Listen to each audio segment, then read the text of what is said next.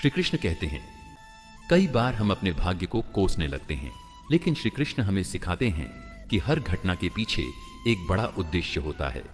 जब आपको धोखा मिलता है तो इसे एक अवसर के रूप में देखें, एक संकेत कि अब आपको आगे बढ़ना है।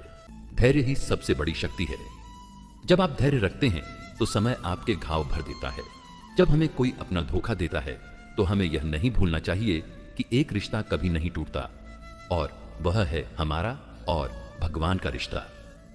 जब दुनिया आपको छोड़ दे तब कृष्ण की शरण में जाएं, उनका नाम लें, उनकी गीता पढ़ें और उनसे मार्गदर्शन मांगें।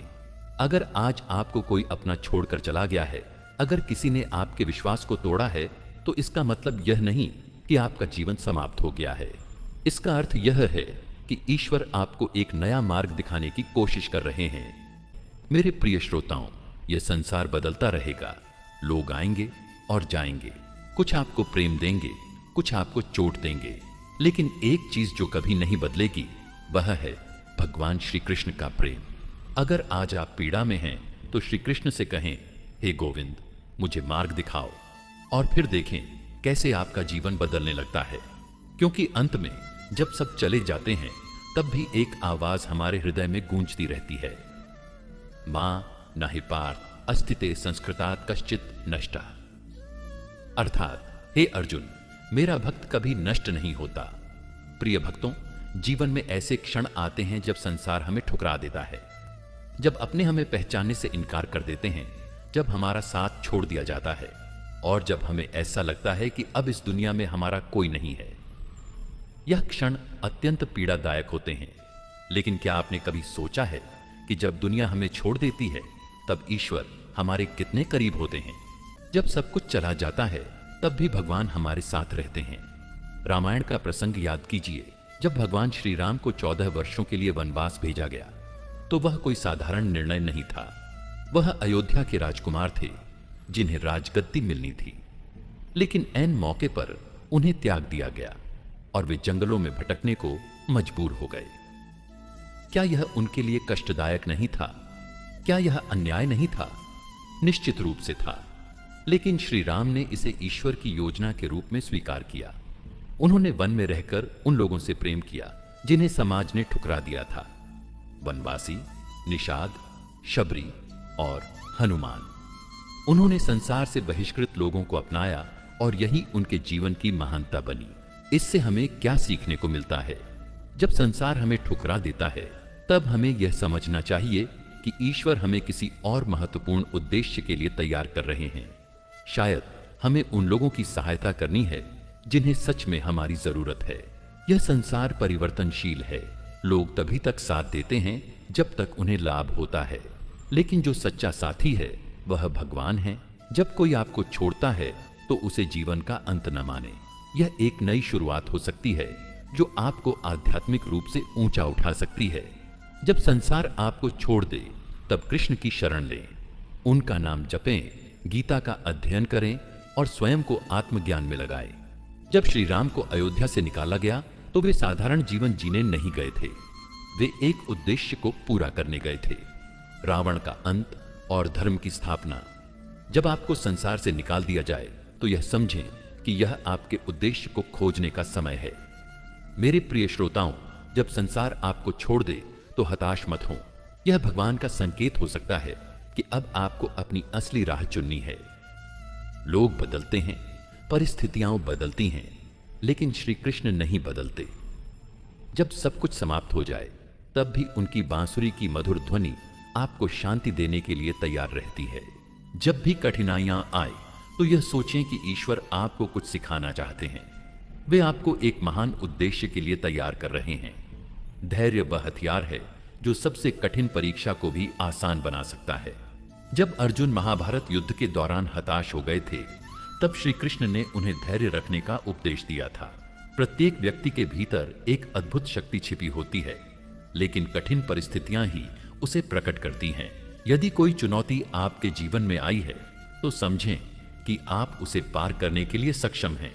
प्रिय श्रोताओं, जब जीवन तुम्हें परखे, जब चारों ओर अंधकार हो, तब यह मत सोचो कि यह तुम्हारी हार है। यह तो तुम्हारी आत्मा की अग्नि परीक्षा है जिससे तुम और अधिक प्रखर बनोगे। ध्यान रहे, अंधेरी रात के बाद ही सूर्योदय होता है। जब संसार तुम्हारी परीक्षा ले, तब भगवान को याद करो, उनकी शरण में जाओ और अपने भीतर उस शक्ति को जागृत करो जो तुम्हें हर संकट से उबार सकती है। मेरे प्रियजनों, क्या आपने कभी सोचा है कि जीवन में सबसे कठिन परीक्षा क्या होती है? यह वह क्षण होता है जब हमें अपमान सहना पड़ता है, जब अपने ही लोग जिन पर हमने सबसे अधिक भरोसा किया होता है हमारे आत्मसम्मान को ठेस पहुंचाते हैं, जब समाज हमें तुच्छ समझने लगता है, जब हमारे अस्तित्व पर प्रश्न चिन्ह लगाए जाते हैं।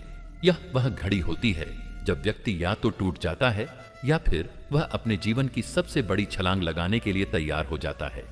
भगवान श्री कृष्ण ने गीता में कहा है, विद्या विनय संपन्न ब्राह्मणे गवि हस्तिनी शुनिचय श्वपाके च पंडिताः समदर्शिनः पट्पा।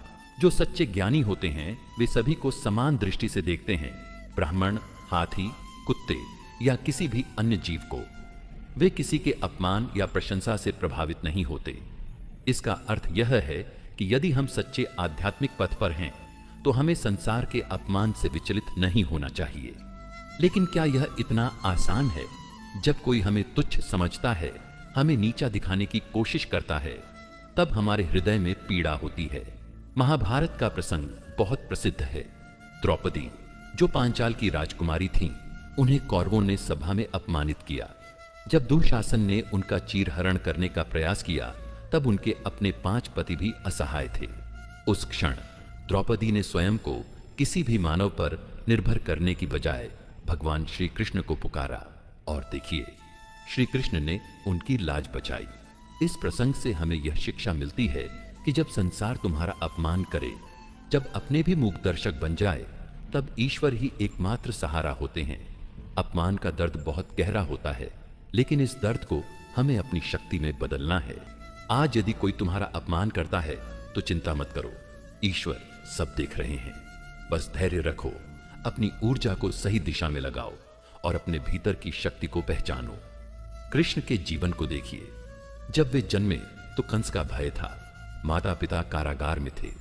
क्या उन्होंने अधीर होकर युद्ध कर दिया? नहीं, उन्होंने प्रतीक्षा की। वे सही समय आने तक वृंदावन में रहे, लीला की, ज्ञान अर्जित किया, और जब समय आया तो धर्म की स्थापना की। प्रतीक्षा वह शक्ति है जो हमें सही क्षण तक धैर्य रखने की हिम्मत देती है। हम अपने जीवन की कठिनाइयों से भाग नहीं सकते, लेकिन हम उन पर धैर्य रख सकते हैं। श्री कृष्ण हमें सिखाते हैं कि जब परिस्थितियां विपरीत हो, जब अपने साथ छोड़ दें, तब भी यदि हम प्रतीक्षा करें तो समय स्वयं हमारे लिए नए द्वार खोल देता है। हर व्यक्ति अपने जीवन में ऐसे क्षणों से गुजरता है जब अधीरता उसे घेरने लगती है। हम चाहते हैं कि सब कुछ तुरंत बदल जाए, कि हमारे दुख समाप्त हो जाए, कि जिन लोगों ने हमें छोड़ दिया वे वापस लौट आए। परंतु यह जगत हमारी इच्छाओं के अनुसार नहीं चलता। श्री कृष्ण ने हमें यह सिखाया है कि जो समय से पहले फल तोड़ता है उसे अधपका और कड़वा फल ही मिलता है। धैर्य हमें यह समझने की शक्ति देता है कि जो कुछ भी घटित हो रहा है वह हमें किसी न किसी गहरे उद्देश्य की ओर ले जा रहा है। जब एक किसान बीज बोता है तो वह अगले ही दिन फसल की उम्मीद नहीं करता। उसे पता होता है कि समय लगेगा, कि धैर्य रखना पड़ेगा। ठीक इसी प्रकार हमारे जीवन में भी कई कठिन परिस्थितियां हमें एक बड़े उद्देश्य की ओर ले जाती हैं। जब मन अशांत होता है तो ध्यान और प्रार्थना हमें भीतर से शांत करते हैं। कृष्ण के नाम का स्मरण करें। जब हम ईश्वर को पुकारते हैं तो हमें अपने भीतर ही समाधान मिलने लगते हैं। अधीरता का सबसे बड़ा कारण हमारे विचार होते हैं। हम बार बार यह सोचते रहते हैं कि चीजें तुरंत बदल जाएं, परंतु हमें यह समझना होगा कि हर चीज के पीछे एक प्रक्रिया होती है। जीवन में सबसे गहरी चोट वह होती है जो अपनों के हाथों मिलती है।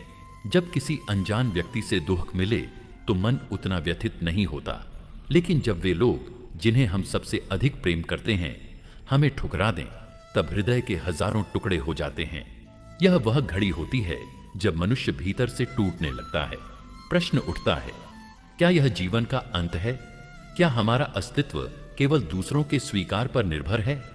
नहीं, यह तो वह समय होता है जब हमें अपने भीतर छिपी वास्तविक शक्ति को पहचानना होता है। जब हमारे अपने भी हमें छोड़ देते हैं तब हमें निराश नहीं होना चाहिए। ईश्वर ने हमारे लिए कुछ विशेष योजना बनाई है। यह समय धैर्य रखने और आत्मबल बढ़ाने का है। महाभारत का सबसे करुण प्रसंग है कर्ण का जीवन।